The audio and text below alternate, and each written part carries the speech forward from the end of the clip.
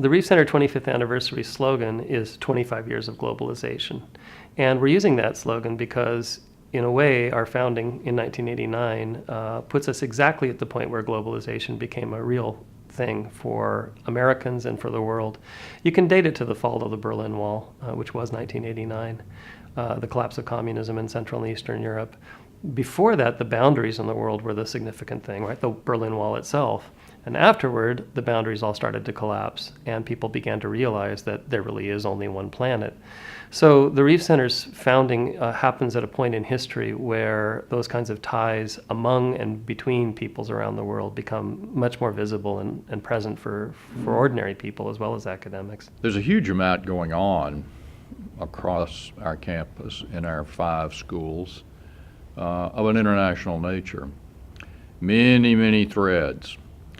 Somebody needs to try to understand all of those threads and to weave them together into a seamless whole, and at least to let people at one part of the university who are dealing with a particular aspect of international life know that there are other people in different parts of the university dealing with those same aspects, and that they ought to get to know one another, form a collaborative herd. You want your campus, that is your students, your faculty and staff, to increasingly reflect the global nature of our society. You want the curriculum. The curriculum should have a greater international flavor than it did 10 years ago or 20 years ago. You want your students to have more opportunities to be abroad. I deliberately didn't say study abroad because sometimes it's study abroad, sometimes it's internship, sometimes it's service work, but you want them to be out there. Finally, you want there to be greater exchange at the level of research so that faculty are more actively able to pursue their research, not just with their students here, but with faculty and student colleagues around the world.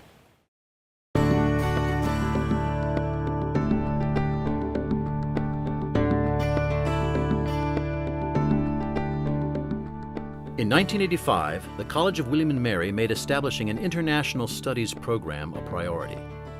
Indicators of the need for this program were all over campus. International relations was a popular major, well-established study abroad programs in Europe were in place, and faculty noted student interest in cultures and languages was growing. A competitive national search for a director of the International Studies Center began. In 1987, James A. Bill, a political scientist at the University of Texas, was selected. I came to William & Mary because there was a sense of excitement about where William & Mary was going, and a special sense of excitement about international studies.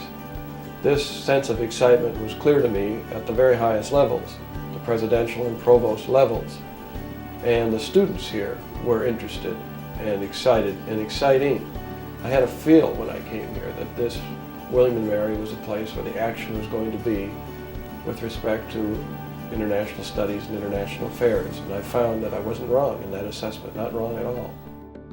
With a distinguished and visionary leader at the helm, William & Mary was ready to create an international studies center. The next step was securing funding. Emory Reves was a political economist, philosopher, journalist, financier, and art collector. Born in 1904 in Hungary, he went on to study in Berlin and Paris. He then received his doctorate from the University of Zurich in 1926. Shortly after, in 1930, he founded the Cooperation Press Service and Publishing Company. This company provided a much-needed publishing outlet for leading European intellectuals of the time, including Winston Churchill, Anthony Eden, and Thomas Mann. Mr. Reves used his company as a platform to fight Adolf Hitler and the rise of Nazism. This action endangered his safety, and he was driven from Berlin, Vienna, and Paris by SS stormtroopers. A prolific writer, Mr. Reves published A Democratic Manifesto in 1942. His seminal work, The Anatomy of Peace, followed in 1945. It was an international bestseller with nearly 1 million copies sold in 25 languages and 30 editions. In the book, he wrote, "It is commonly taken for granted that we can never abolish war between nations, that war has innumerable causes, and that to try to abolish all of them would be a hopeless task. We must refuse to accept such apparently true but basically deceptive statements if we would avoid becoming the helpless victims of superstition. We shall never have peace if we do not have the courage to understand what it is, if we do not want to pay the price it costs. Published the same year World War II ended, his book's message of peace resonated with many. Among them was Albert Einstein, who wrote in a letter to Mr. Reves, "I agree with you wholeheartedly on every essential point," and urged others to read the book. That war and conflict continued long after his book's publication deeply concerned Mr. Reves. Refusing to give up on his vision, he decided to focus on encouraging the young generation to, as he wrote in a letter, channel their urge for reform in the right direction. Upon Emory Reves's death in 1981, Wendy, his widow and companion of 36 years, sought a way to continue promoting his vision of a peaceful and just world. Born in Marshall, Texas, Wendy moved to New York in her youth, where she had a successful career as a fashion model before settling in France with Emory. In a letter to a friend, Mr. Reves wrote of his wife, "She can move mountains. She is a woman with a brilliant mind and imagination tempered by much common sense." Early in her quest to promote her husband's vision, she found an unlikely partner in one of his close friends. I have a little funny story which you might like to hear. How this all came into being. Frank Schatz brought me. It's a long story, and I'm not going to tell it to you, but one day you should hear the details because it's a beautiful story.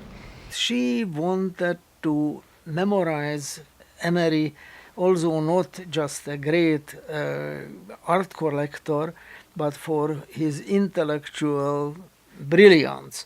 And so he wrote me in a letter asking if we can help her to find a venue, a way how to do it. And just by fate or chance, but the same day when her letter arrived, William and Mary announced that it is planning to establish a Center for International Studies. But they didn't have the money to do it. It was just the idea. And one day I arrive in the night, and they take me the next day, the provost, the president, the vice president, all sorts of people, about 8 or 9 men. When they first came to take a look and look over the college, so she liked it, and the administration, President Verkai, and I was there, took her to lunch to the Williamsburg Inn. And they thought that maybe it will be a good time to present herself with a proposal. But she somehow sensed that it was nervous stomach all around her, that what I really wanted. So she said, "But I would like for you to take out your pencil and paper and write at the very beginning a sum of money that you would like to have. Let's settle this thing before lunch. I see that you are nervous," and everybody was chuckling because how could you settle something like that so fast? But he took his pen out, and I watched him, and he hesitated just a slight second. That could have cost him $1 million. He took a pen and wrote down on the paper what the college wants is $3 million. Wendy took a look at the paper and said, "Now listen, gentlemen, what you want is perfectly fine with me. And my list is this and this and this. I want you to know that I know that I could get it for $2 million. But I'm not going to bargain. I'm going to give you the $3 million." Well, the men almost dropped dead over their Bloody Marys. And that was it. And the Reves Center was born. With an endowment of $3 million, the largest the college had ever received, the final piece for the International Studies Center was in place. On April 14, 1989, the Wendy and Emery Reves Center for International Studies opened with a series of events, including a press conference, a building dedication, and an inaugural lecture by noted journalist Bill Moyers. This is a key that's not only going to unlock the doors of this magnificent physical facility, but also will help unlock the hearts and the minds of our students and our faculty and our people. I would also like to say that we live in a world in which we increasingly find ourselves in one another's backyards. We need in this kind of a world to understand one another, to communicate better with one another, to learn their languages, their religions, their cultures. And at the Wendy and Emery Reves Center for International Studies, we intend to do this. Today, Emery Reves' ideas are more relevant than ever. The need for the intellectual exploration and active pursuit of peace has never been greater. Nor, I might add, have the times been more propitious. And no one knows that better than Wendy Reves. Her generosity, energy, and enthusiasm have made possible the endowment of the center's programs which will carry forth the vision of Emery Reves, the pursuit of world peace.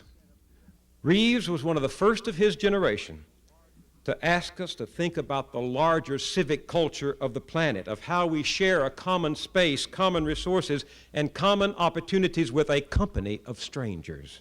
The very term globalism has come to have a negative feeling for many Americans, as if it represented a way of thinking that devalues and belittles our own country. This is one planet, to be sure, but there are many separate realities that divide it, and the question is, how can peace transcend those realities and find a common ethic? Love of country, yes. Loyalty to country, yes.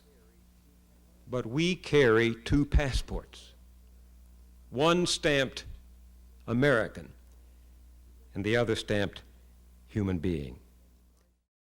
The Reves Center was designed as, and remains today, the home for study abroad programs, international students and scholars, and for promoting global engagement across all parts of the college.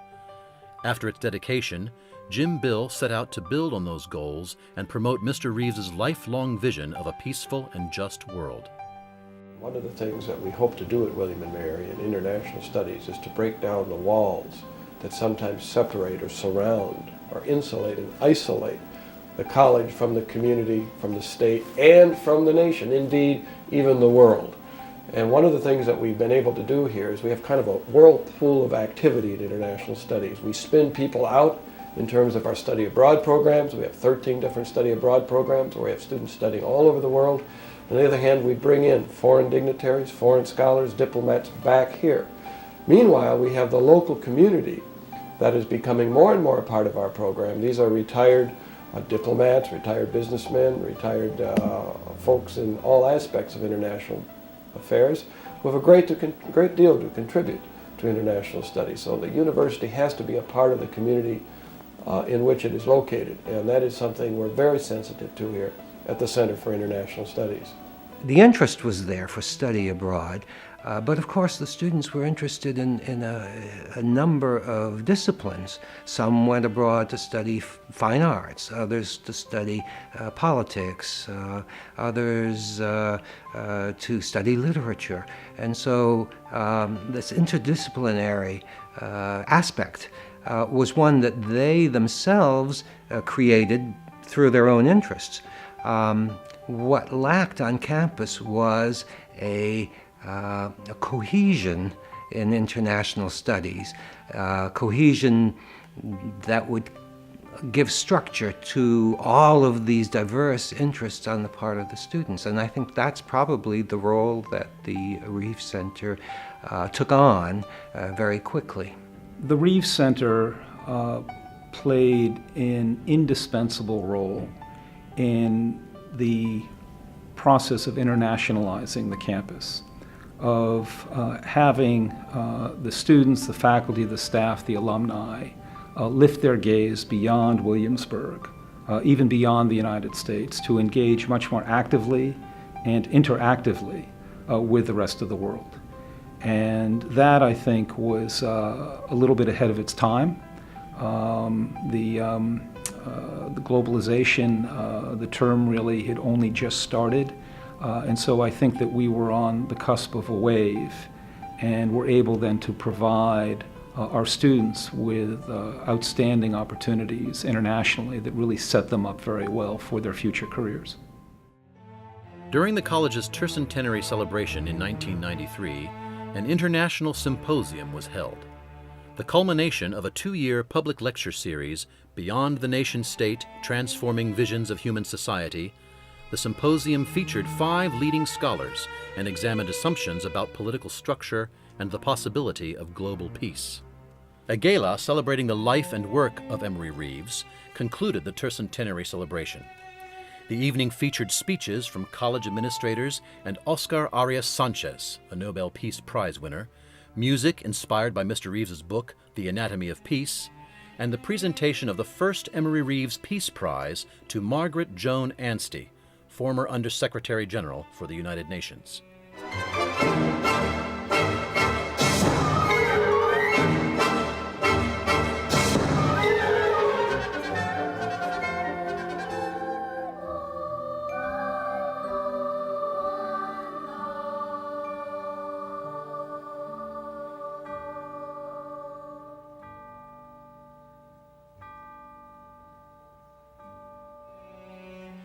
We are correct when we assert that unless we now proceed together with imagination and in a spirit of justice and solidarity, the future of humanity will progress as if the Cold War had never ended. The strengthening of democratic institutions can mean the difference between living in fear that history will repeat itself and living in anticipation of the prospects of the future. On the eve of the 21st century, we are still far from Emory Reves' dream of a peace supported by the 2 central pillars which he defined as first, the sovereignty of the community, and secondly, the regulation of the interdependence of peoples in society by universal law.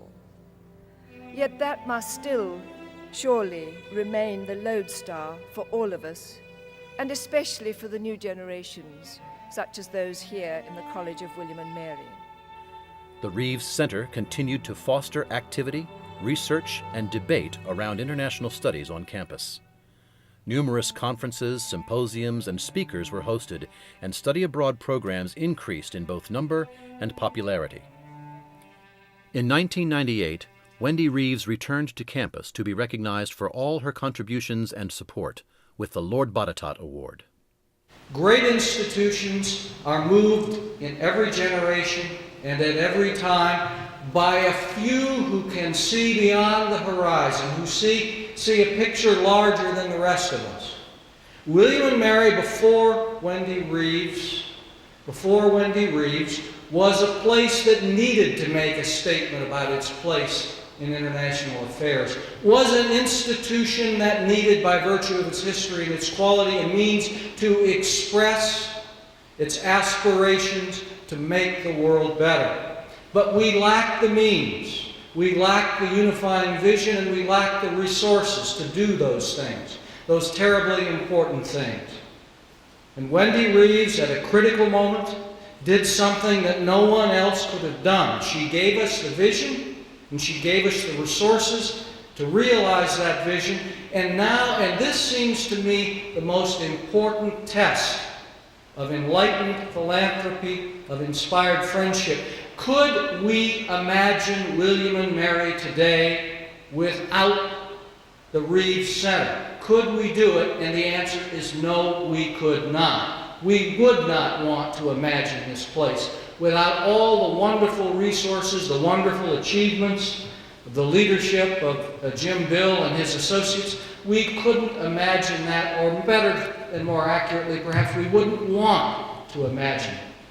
Because that institution, inspired by Wendy, has changed William and Mary for the better and for all time. On a lovely fall evening, almost exactly 11 years ago, I took a tough examination. It was not an in-class examination. It was not a take-home examination. It was more like a Take a Walk With Me examination. The questioner was a lovely woman who, at the urging of Frank and Yarka Schatz, had made her first visit to Williamsburg. During that first visit here, Wendy Reves gave many examinations. She asked many questions of the administration, of the faculty, and of the students. We must have passed that examination because 2 days later, she made a commitment of $3 million to endow the Wendy and Emery Reves Center for International Studies. 2 months later, Jim Bill stepped down from his role as director of the Reves Center. During his decade of leadership, more than 120 faculty members were associated with the Reves Center, and over half of them received funding in some way. The number of students majoring in international relations or international studies doubled, and there were opportunities for students in Asia, Europe, and Central America. We were fortunate indeed to have Jim Bill be the founding director because his vision and his sense of commitment to teaching, to students, to engaged learning, and to peace, all of those really shaped the priorities and values of the Reves Center in a way that we still feel today. And who, again, set the course for the Reves Center as a place that would engage students and engage the community, as opposed to really being another silo, another kind of, competing center at a major university, instead a catalyst for internationalization across the university. Students really flocked to him. They really resonated, and he puts students at the center of the Reves Center from the very beginning. In one form or another, students participated in virtually every activity, from living there in the dorm to participating in special programs, symposia, whatever it might be. And I think I'm pleased to see that continues to the very day. I think that's one of the really distinctive characteristics of the Reves Center. Every now and then we bestow an honorary doctorate upon one of our own retired faculty. Don't do it very often, and when you do it, you want to be someone about whom everyone says, wow, that is the right thing to do. And 2 years ago, the college gave Jim an honorary degree, and that was the feeling of everybody, that wow, this was the right thing to do. He had such a powerful, positive impact on the Reves Center in its early years.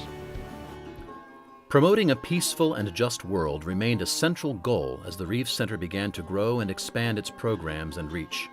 To that end, the center's leadership focused on collaboration between departments and creating a broader array of academic programs and research.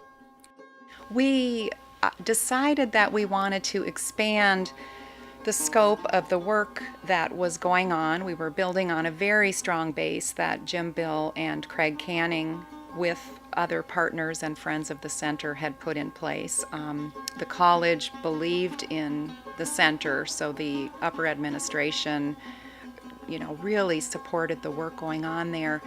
And so we worked together to think about what the needs were that were currently unmet, learning needs for students and faculty, teaching and research needs, and needs in the greater Williamsburg area. Institutions of higher education really play an important role in providing the environment for students to have the opportunity to explore, what it means to be a global citizen.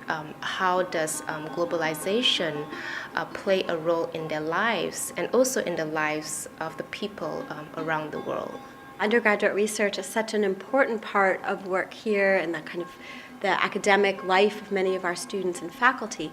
And so what we've been able to do is mirror those and use that structure of undergraduate research and integrate that into study abroad experiences. So many of our recent programs that have been developed that are faculty-led, in fact, have an element of undergraduate research as part of that, and that's really unique. If you think about the major challenges that we as a society face, whether they're environmental, whether they are political, social, economic, the challenges of our time and times to come are fundamentally global in nature.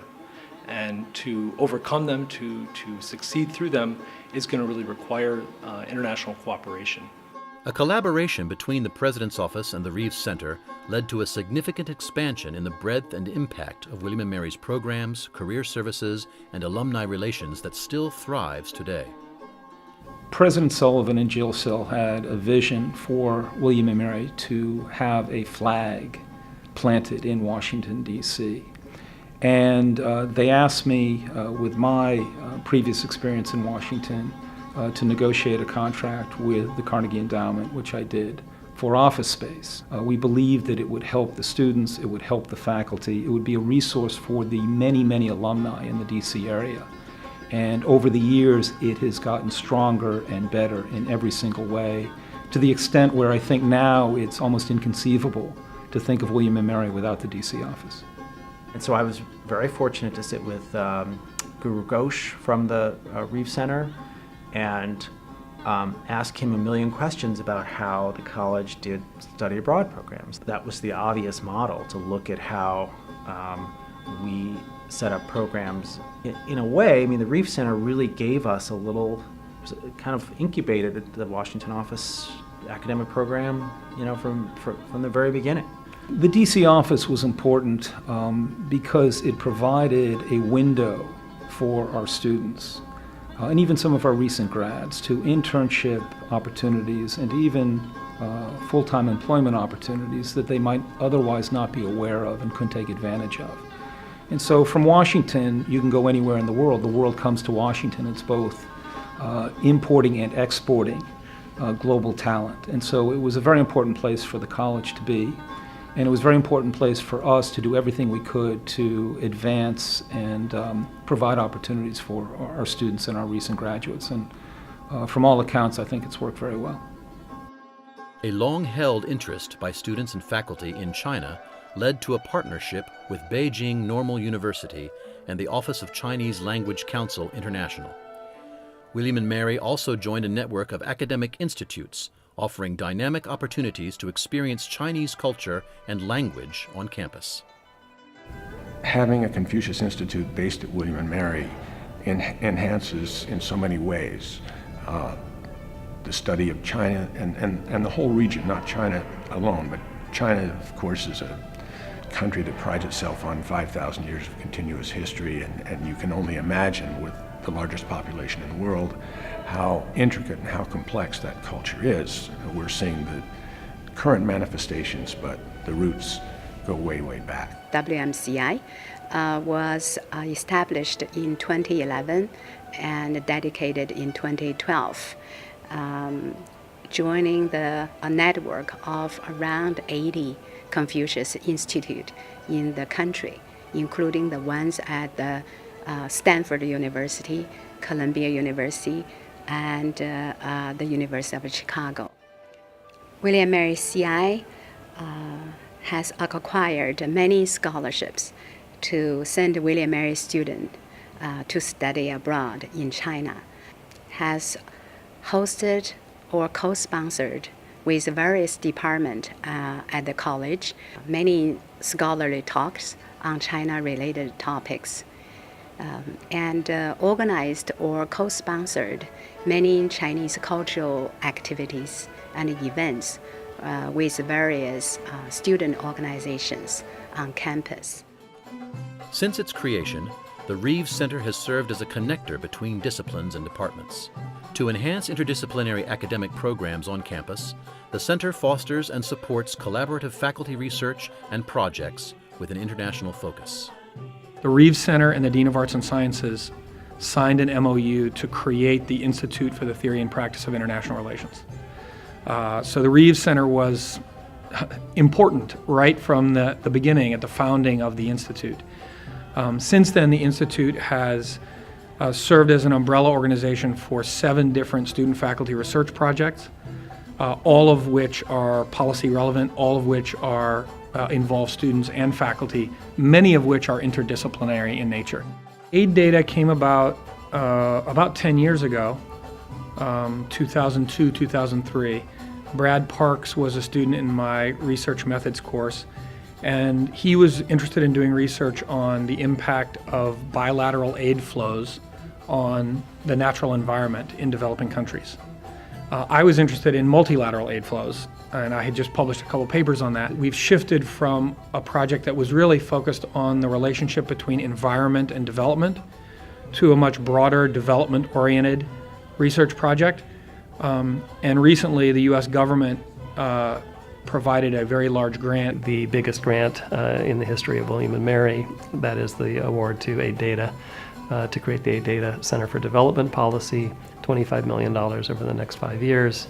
And we're off to an amazing start working with our partners in the State Department to essentially train practitioners around the world in the use of GIS technology to study aid effectiveness and to track where foreign aid flows are going.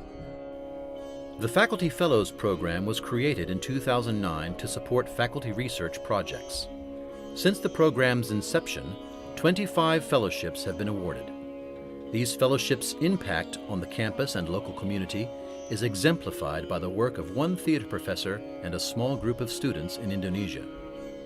The idea was, and I deeply believe in this, that you get faculty talking to each other, you get them thinking about new ways of doing things, you give them incentives for doing things in a new way, and that spills into the classroom very, very quickly. Even if they're not working with every single student individually on a research project, it spills into their classroom work and affects every student. In July 2012, I took one faculty member, Professor Trish Wesp, and 5 William and Mary students to Bali, Indonesia. Much of our funding came from the Reves Center Faculty Fellowship.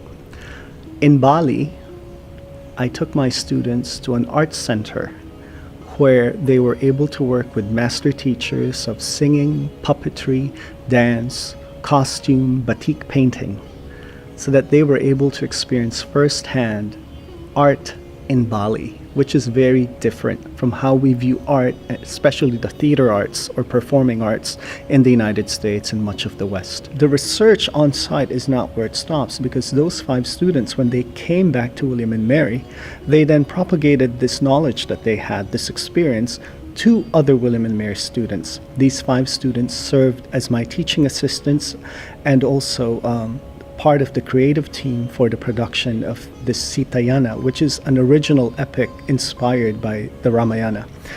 And all in all, it involved about 50 other students. So the Reves Faculty Fellowship support flowered to a total of 55 students with hands-on participation. Now, audience-wise, when we produced the play, the show, we had an audience of about nearly 900 students and faculty, staff, community members. 900 people saw the show over 4 days in April 2013. So that's quite an amazing feat in terms of how the Reves Center support flowers and spreads out into the William and Mary and Williamsburg community. The Reves Center supports faculty in other ways, including project-specific funding. One example of this was the Mercury Project, which focused on the environmental impacts of mercury. The project culminated in an expo weekend featuring an exhibit of photographs by Eugene Smith taken in Minamata, Japan, field trips for local students, speakers on mercury, and special events. The Mercury Group was, from the beginning, one of the most sort of dynamic and interesting and unusual collections of people. It brought together faculty from film studies, biology, studio art, there was a sculptor involved, marine sciences.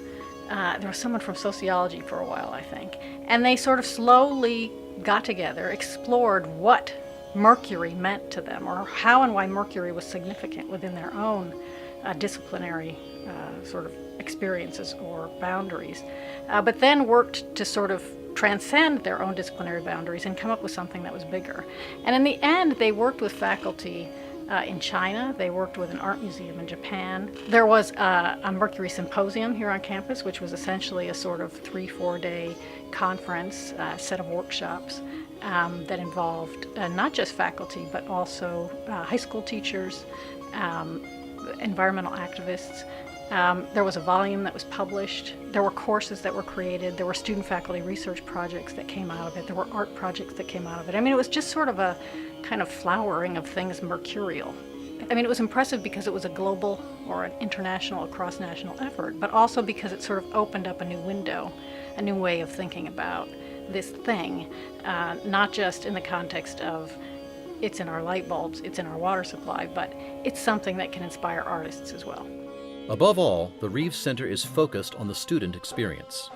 In addition to the numerous events and resources on campus, 16 summer and 4 sponsored semester study abroad programs are available, and there are academic exchange partnerships with 17 universities in 12 countries.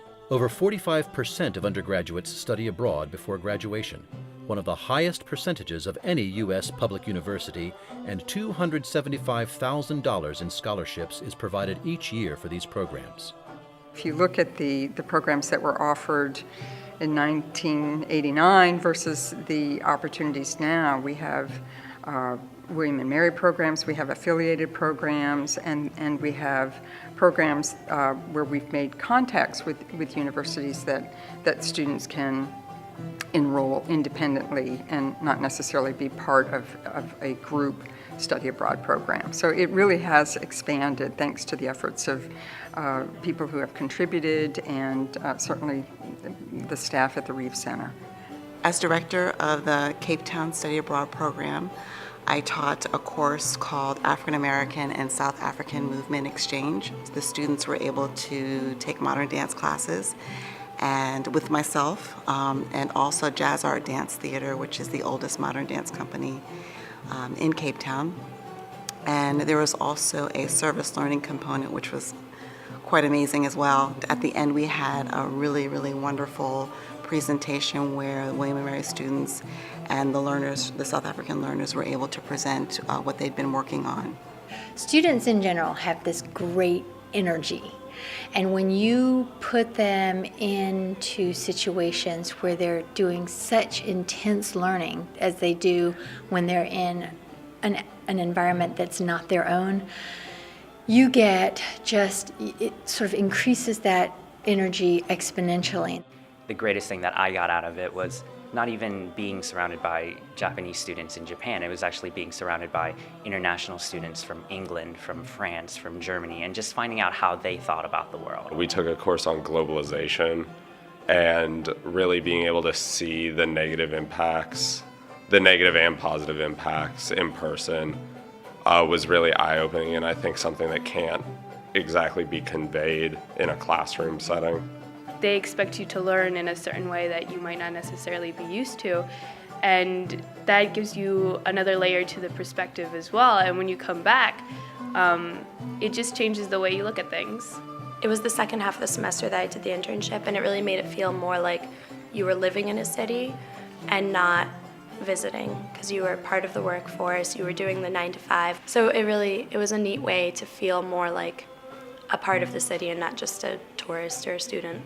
My advisors here at William & Mary told me, take some things that you couldn't take at William & Mary, for instance. And so I took a course on Viking Age Iceland while I was there that was taught by a visiting scholar from Iceland. And as it turns out now, I'm actually writing a paper on medieval Icelandic law, which, believe it or not, is something that is more popular in the American Legal Academy than you'd think. One of the main things that I gained out of being here is really strengthening my identity as being different than what you would think is the majority of the students, but being so welcomed and so accepted and so understood is one of the main things that I found to be very heartwarming at William & Mary. Study abroad, to me, is just this perfect fit of what we're trying to achieve in a liberal arts education, of educating the whole student, of